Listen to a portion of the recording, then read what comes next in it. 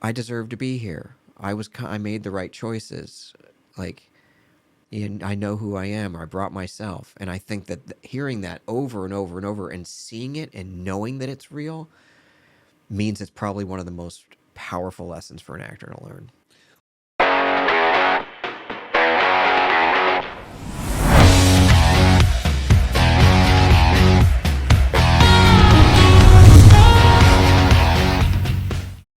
Hey, what's going on, everybody? Welcome to today's episode of Talent Agent Talk, where we are bringing you educational lessons and real life stories behind the scenes of TV and film. I'm your host and talent agent, Jason Lockhart, and you might notice that I am wearing a jersey today that says ATL Wood.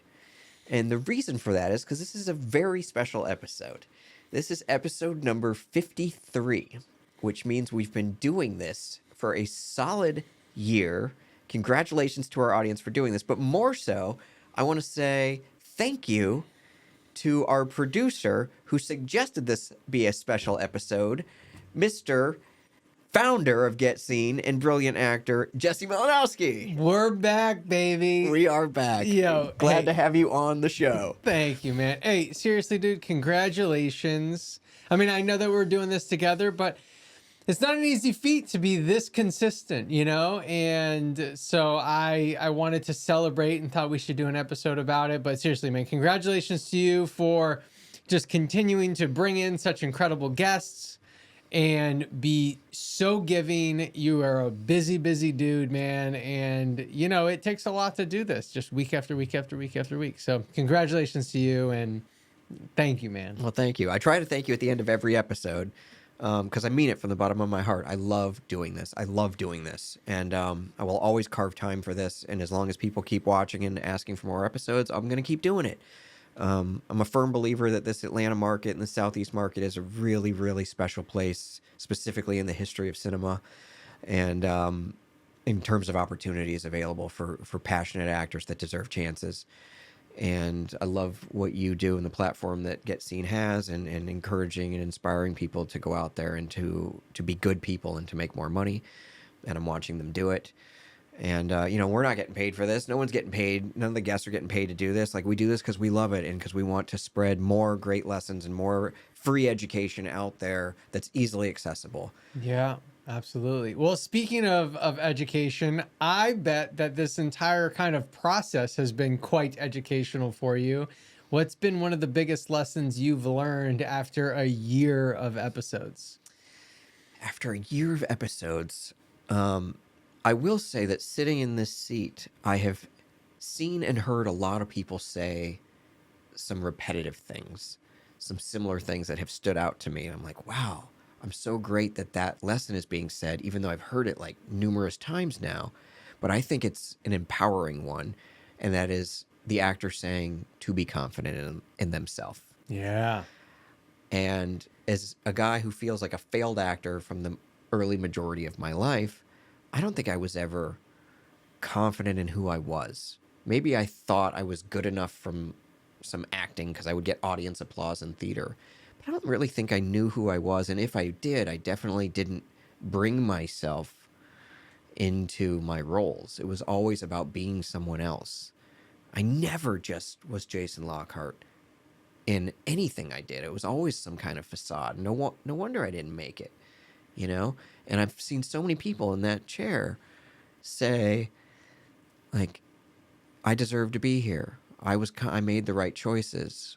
Like, and I know who I am, or I brought myself. And I think that hearing that over and over and over and seeing it and knowing that it's real means it's probably one of the most powerful lessons for an actor to learn.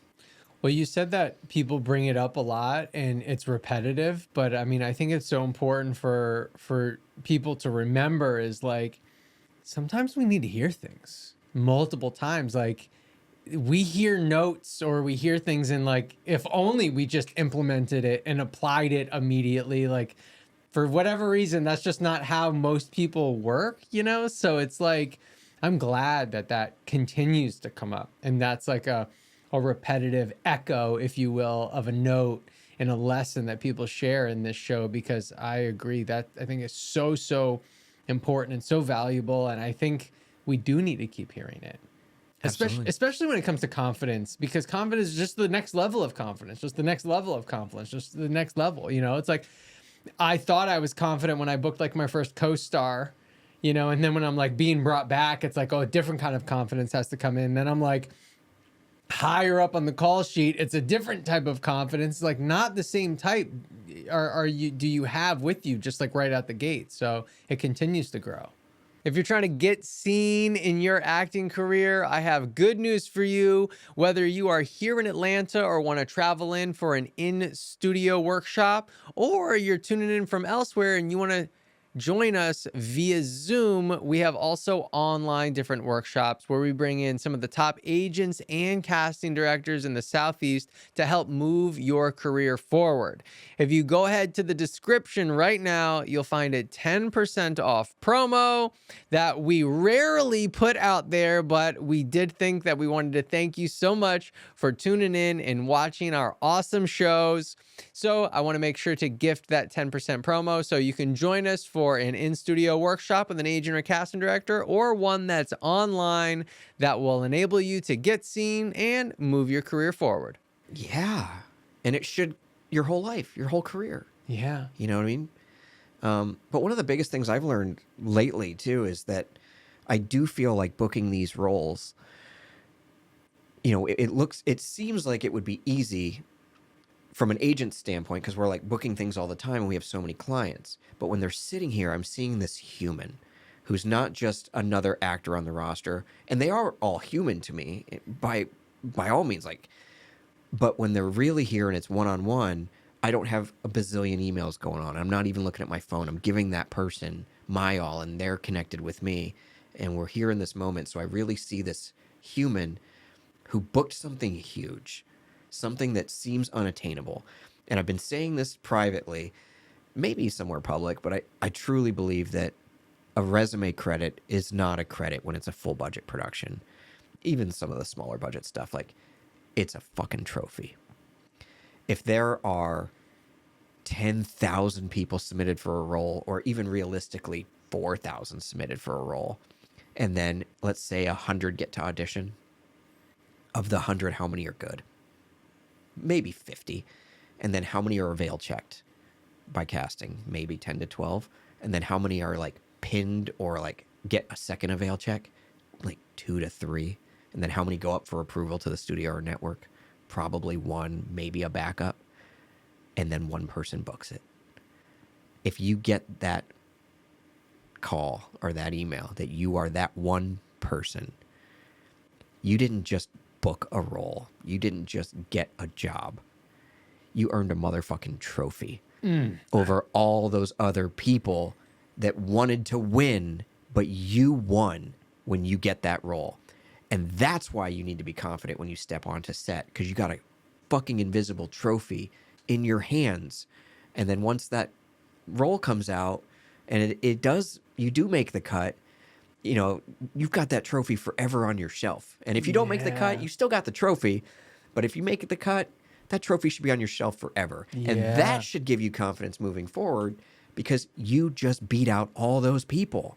Dude, there's like so many things that I want to talk about based on that. One, I love trophies, so I love that I love that you made it a trophy. But one, I'm like, in the other room, where like our like virtual stages, it's like I have all of the posters. Those are your trophies. Those are the trophies, exactly. Trophy doesn't have to be gold with a little person at the top. But it made me, when you were talking about a trophy though, for some reason I like flashed on the Olympics.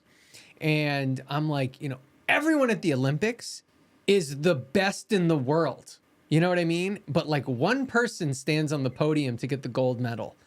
And they're like, there's not even a silver and bronze medal in this business. Do you know what I mean? Like, you just don't hear anything. That's it. And so it just made me think, because in working with so many actors, it's like, so many actors like, I've been with this agent for a year. I've been auditioning. I haven't booked. What do I do? Like, is my agent going to drop me? They're like, they get so anxious in their head and they're like, what do I need to do? And it's like, you just haven't been able to get on the podium. Like you're going up against a lot of other people that are great. It doesn't mean you're not great. Like just because you didn't stand on the podium and you're at the Olympics doesn't mean you're not great. You were fucking great. But like to stand on the podium is just the next level. And some days it's your day, some days it's not your day. Like that's just how it is. And like that's how it is with the roles too. Jordan didn't win every game. No. He didn't win every championship. It also made me think of thinking about all of the episodes, you know? Like I want everyone to think it's just like everyone that's watching, like you could be in this chair too, you know, like you really, really can be. It's positivity, persistence, patience, right? It's all of those things like you preach and talk about. And I just want everyone to know that just because so many people have been able to sit here in this chair and talk about these booking stories, and if you're here and you're watching, you're listening, like you can be here too. Like let all of these episodes be an anchor and a belief that it's like if it happened to them, it can happen to me. And you know, you just have to stick with it. And we've brought in numerous people who have written their story, pitched their story, and then ended up in that seat. I Yeah. mean, it's really cool. You know, the talentagenttalk at gmail.com is a real thing, and we looked through it. And I mean, there's been hundreds of pitches, and we found people, and they've been in that seat, and their stories deserve to be heard. Yes. You know? So when you first wanted to put this show together, what was like the biggest driving factor of like you wanted it to be, and like what you feel like it's become or turned into? Like, has it shifted, or is it like exactly what you envisioned? It's very different than what I envisioned. Really? Well, part of it was just jokingly, like I'm a big Jimmy Fallon fan, and I mean, he's right there on the desk. There he You know, we is. got a little Jimmy Here Fallon, He is. and that's because and I liked Jay Leno too, and I like Ryan Seacrest. Like, growing up, I've really loved seeing actors being interviewed. I was so passionate about who they were as a human, not just what roles did they play. And I'll never forget one of the first ones I saw was Tom Cruise on the Rosie O'Donnell show. And at that time, Rosie was very publicly obsessed with Tom Cruise, like crush on him. And he was laughing hysterically how he does on the show, but we taped it on VHS and I watched it numerous times because it was the first time where I felt like I was getting to know this guy who, to me at that point, was like, he was Maverick and he was Daniel Kaffee from A Few Good Men and Lestat and Ethan Hunt and like even Cole Trickle from Days of Thunder. Like he was all these people who weren't real. And I'll never forget seeing who he was real. And it was just like fascinating how much he loved life. And then I just got really addicted to like wanting to see other actors and who they were as a person. And so and then living in Los Angeles for a long time, I listened to Ryan Seacrest and I learned a lot of cool things from him, on the radio, like driving to work. And so I think I just wanted to be in the position where I could hear more of these stories and meet more of these people, but also let them shine and just be fascinated by them. And so I think that was kind of the origin. But now where we're at, I really feel like this is an educational tool that I wish I had as an actor. And I'm just so grateful to be a part of something that is free for people to learn and grow about behind the scenes of the industry. I think there's a giant lack in this. And I think a lot of people that want to be an actor, they study acting. And that's it. Some of them go get their BFA or their MFA, or like you, they go to a program in New York and they spend a lot of money and then they get into debt. And Yeah. I think that it's equally important to being an actor, a consistent working actor, to understand that you're going into this massive billion-dollar industry that's global and learning how the machine works, learning how the business works. And from this seat, I've heard so many wonderful lessons that actors can use that will help them with their craft, but also how to navigate the business. So true, man. Like, I feel like, and this is, we have our Booked It challenge coming up, and I actually came up with the Booked It challenge with this like simple idea, kind of based on what you're talking about, but I think really just solidifies what you're saying is like, there's all these, like most actors are like, I got to go to on-camera class, right? Or I got to go learn Meisner, or I got to learn Stanislavski, or whatever it is. And I'm not saying don't do those things, but like, if you literally just like I'm going to watch one of these Talent Agent Talk episodes, I'm going to take something from it and like immediately go implement it. it might be more powerful, like, honestly. And Yeah. it's like, and that's so like I brought up the Booked It challenge. Like, that's where the Booked It challenge came from. I literally was like, I learned something kind of crappy about, I guess, people, if you want to say, is like, we go to all these different classes and we hear the same note. And we're like, that's a cool idea. And it stops there. It stops with you thinking that's a cool idea. You don't use it. And you don't use it, exactly. And so I'm like, in this challenge, what we're gonna do, and this is what I really like within our mentorship, like, this is what I really try to push people to do. I'm like, the biggest problem is people just not implementing shit. I'm like, if you made a goal to be like, I'm gonna just watch the podcast or watch Talent Agent Talk and be like, I'm gonna get a lesson. As soon as I get the lesson, I'm gonna turn it off and go do it. It's like, so if I get the lesson in 5 minutes, your episode 17 minutes, who cares? Doesn't matter. At 5 minutes, immediately take that lesson, go do it. And like, I believe that's going to be more powerful than like any class that you go take, is the power of implementing. And these lessons are everywhere. They're all over TikTok and Instagram, but you just scroll. Cool, I like that. No, on to the next. Oh, I love that. On to the next. And you forget it like that and you do nothing with it. So like, I think you're so right. There's so many very valuable lessons in these shows. It really is like, are you doing anything with them? Oh, you taught me a huge lesson, and then you also taught me to do something with it, which was, I was living in a very like plateau life, and yes, I liked it, but I had these big dreams and big goals, and some of them were financial, and some of them involved creativity, and I wasn't making myself uncomfortable enough to move anywhere. I was very quick to say no with the excuse of time. Like, I don't have time. I don't have time for that. I don't have time to do this show, you know? But you said to me, until you're making yourself uncomfortable and changing your routine, you're going to stay on that plateau. You're never going to either level up or become greater or be doing new things without learning new things. I think it was your business coach that taught you, right? That if you want to be better, you need to learn new skills. Yep. If you're only using the skills you have, you're only going to be so great with them. Yes. And so I did implement that, and now I've been able to direct a movie and host this show and do all kinds of other things. And I've made the time and made myself uncomfortable to push some boundaries. And like, it does actually work. Like, it actually provides new opportunities. My life feels very different now than it did 2 years ago when I was like living in this routine I didn't know I could break. Yeah, digging deeper into that and talking about like one of my mentors, to take that to the next level is like, everyone will say, I don't have time. No one has time. So like, let's all just be clear, we're on the same thing. However, we all have like the same amount of time in the day, right? And so like, I just, love them, hate them, doesn't matter. I think of somebody like an Elon Musk, right? And I'm just like, this dude is running, I don't even know how many companies and obviously he has huge teams. He has lots of money. Look, I understand all that, but he's like helping run these companies that are like really revolutionizing what our future is going to look like. Good or bad. Yeah, good or bad, whatever. I love him, hate him, I don't really care.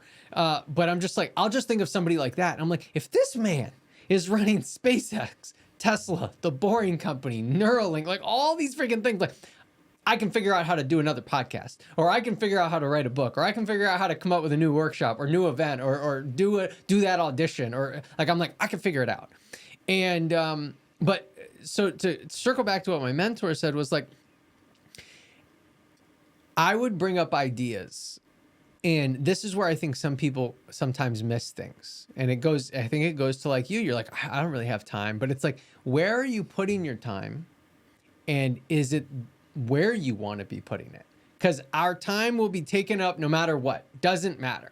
So it's like, but is that, so I remember like bringing him like, hey, I want to do this. And he's like, okay, great. And he's my business coach. So obviously he's going to look the business side of it. And so he's like, well, how much money is that going to make? How much time are you going to put in? At what point are you going to be paid? How much will you be paid? Is that what you want to make per hour? And I was like, oh shit, not really. Like, it sounds fun and I want to do it. But at the end, it wasn't really making anything. And he's like, it doesn't sound like we should do it. I'm like, yeah, I guess not. I guess it's that simple, right? And so I think sometimes we're just like, yeah, let's go do that, as opposed to really balancing it and really looking at it. And so it's just like, when before the show began, you know, like totally you didn't have time, but like were you able to move some things around to make time and then be more fulfilled and have more fun and then also grow and enjoy and then realize I was spending my time doing XYZ and I didn't need to. I could delegate that out, or I was spending too much time with those people or that some maybe talent or whatever it is. It's like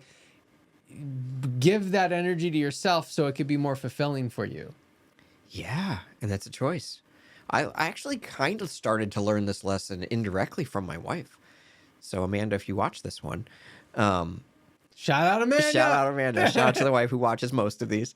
I remember her saying, this was probably in like 2020. She used to be a model and, you know, had thousands of followers on Instagram and was very obsessed with, you know, Instagram and social media because you needed to be if you were going to be doing brands and modeling and, you know, ambassador stuff. And she got so sick of it and wanted to spend more time making money and less time trying to make money.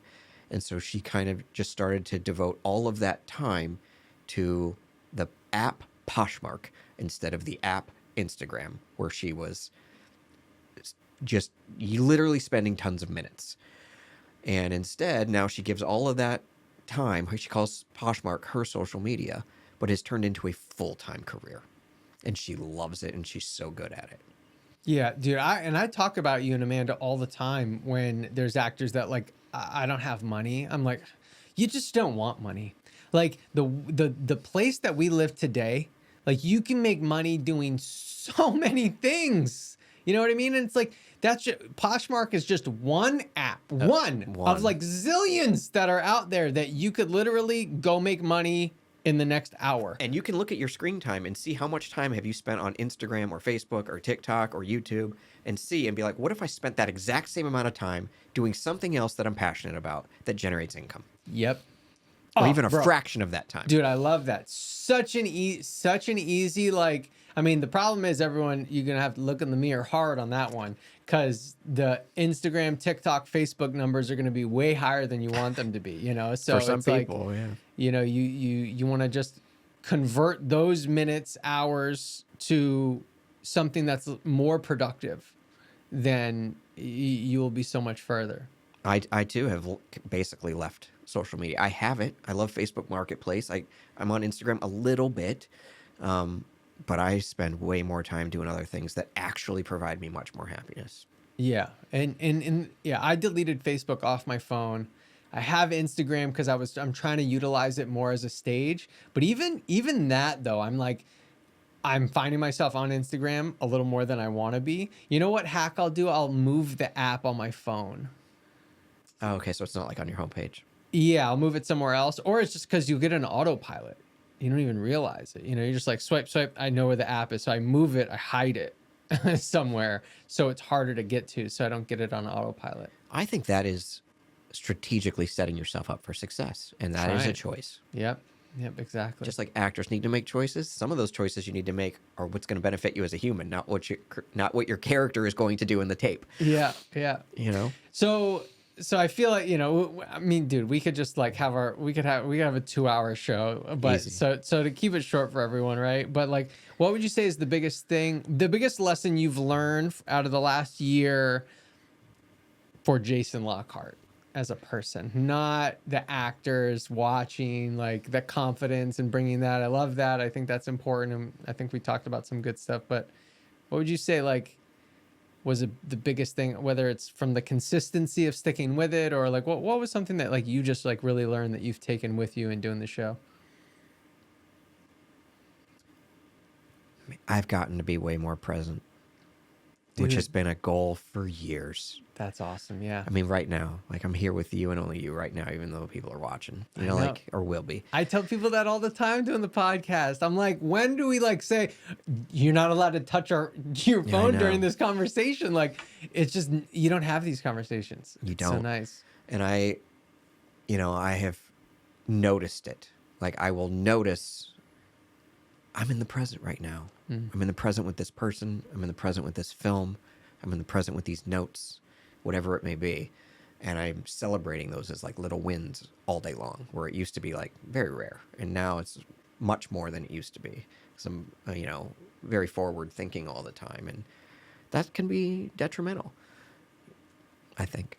It's very productive to be playing chess in your mind when you've got, all kinds of problems that might be coming out, or could appear at any moment, which happens as an agent. Like, at any time there can be a fire in my phone and I have to put it out.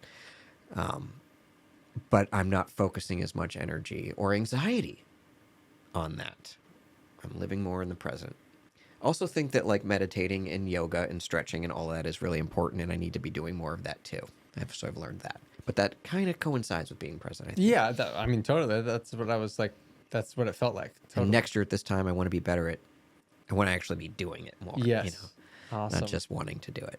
Well, dude, congratulations to you, man. I love you. Proud of you. Thanks, man. Back at you. Thanks for being part of the Get Seen community and the team here. I really appreciate you. And thanks for adding so much value to everything that we're doing together. And I love walking alongside you, man. Yeah, man. Right back at you. ATL would. That's right. Yeah. So Jason got us these shirts because how long have we been doing our fantasy football league? Oh my I gosh. think since fall of 2018. 20. Jeez, really? Is it that long? I think so. Back when Chase Paris was still in the league. Yeah. We got Jacob Lawson in the We got to league. try to get Chase back in there. I've tried, yeah. Yeah. We had Zach Bennett. Yeah. But we got, We'll David see. and Austin. One thing I think is worth mentioning here, What? that you and I do something special annually, and I wonder if anybody else would benefit from hearing this. Oh yeah, totally shout it. And I mean, Candace stole it, so I Yeah. think other people totally steal it. So it's Jesse great. and me and Austin Freeman, and once a year, around the holidays, we go to a nice steak dinner, because that's a choice that we enjoy, and we ask ourselves 3 questions. And this dinner takes about 3 hours because we all 3 answer all 3 questions. And we've had guest appearances of other people, but it's been consistently the 3 of us. We ask ourselves, what was one of your biggest failures of the year? What was one of your biggest successes of the year? Your biggest wins? And the third question, what's your biggest goal of next year? And then we don't just answer the question. We ask more questions to each person individually as we're going around. Yeah. And kind of really figure out, well, why was it a failure? Why was it a win? What did you learn from it? What did you grow from it? Like, how can you avoid that? And like, how can we help you get to that goal?